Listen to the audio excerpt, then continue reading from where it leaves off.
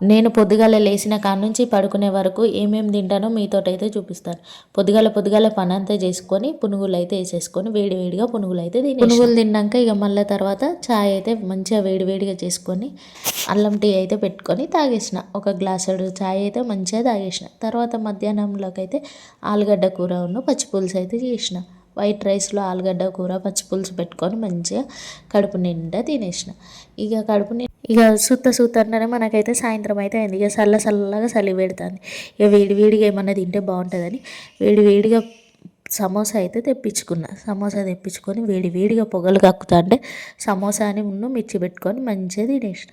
ఇక మళ్ళీ ఇది తిన్నాక మళ్ళీ మనకి సాయంత్రం పూట చాయ్ కావాలి కదా, చాయ్ కూడా ఒక గ్లాసెడ్ చాయ్ అయితే తాగేసిన. ఇక మళ్ళీ నైట్ డిన్నర్లోకి మళ్ళీ మనకి మధ్యాహ్నం చేసుకున్న ఆలుగడ్డ కూర పచ్చిపులుసు వేసుకొని అయితే మంచిగా డిన్నర్ అయితే తినేసిన. ఎట్లున్నది మరి ఇవాళ కొంచెం తక్కువ తిన్నా కదా, రేపు సండే కదా మంచిగా గట్టిగా తింటా చాలా. మీరైతే వీడియో చూసి నచ్చితే లైక్ చేయండి, షేర్ చేయండి, సబ్స్క్రైబ్ చేసుకోండి. ఉంటాను మళ్ళీ. Bye. Thank you for watching.